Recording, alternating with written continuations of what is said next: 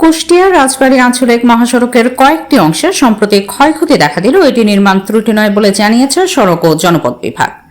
কর্তৃপক্ষের দাবি, অতিরিক্ত ভারী যানবাহনের চলাচল এবং কিছু স্থানে দুর্বল মাটির গঠনের কারণে সড়কের কয়েকটি অংশ ক্ষতিগ্রস্ত হয়েছে। ইতিমধ্যে ক্ষতিগ্রস্ত স্থানগুলোতে মেরামত কাজ শুরু হয়েছে এবং দীর্ঘমেয়াদী সমাধানের উদ্যোগ নেওয়া হয়েছে।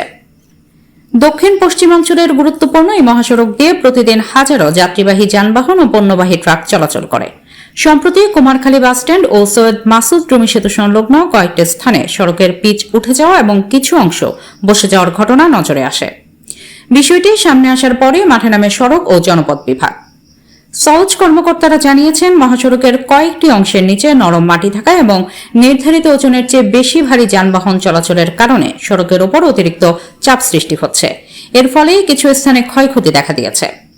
সড়ক ও জনপথ বিভাগের নির্বাহী প্রকৌশলী জানান, নিয়মিত মহাসড়কটি মনিটরিং করা হচ্ছে। যেসব স্থানে সমস্যা দেখা দিয়েছে সেখানে তাৎক্ষণিক সংস্কার কাজ সম্পন্ন করা হয়েছে। পাশাপাশি ভবিষ্যতে যাতে একই ধরনের সমস্যা না হয় সেজন্য টেকসই ও দীর্ঘমেয়াদী উন্নয়ন প্রকল্প গ্রহণের প্রক্রিয়া চলছে।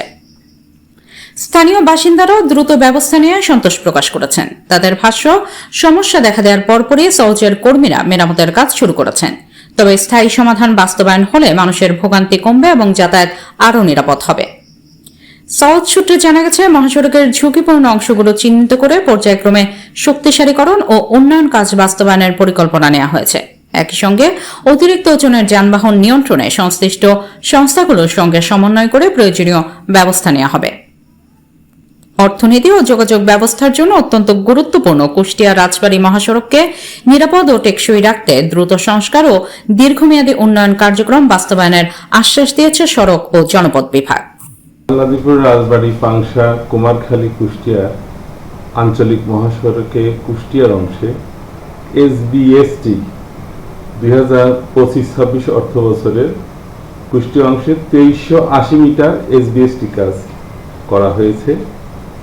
কাজটি আরএসডির স্ট্যান্ডার্ড যে শিডিউল মোতাবেক করা হয়েছে। কাজটির সুপারভিশনে আমরা পুঙ্খানুপুঙ্খভাবে তদারকি করেছি।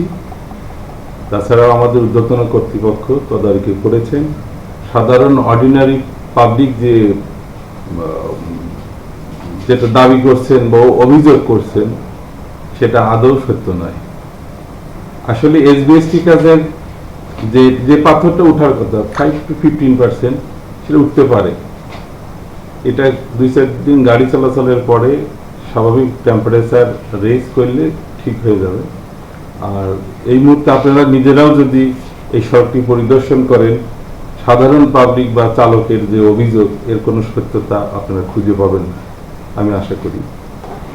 কাজটি শেষ হওয়ার সাথে সাথে আমরা পাথরগুলো রিমুভ করেছি।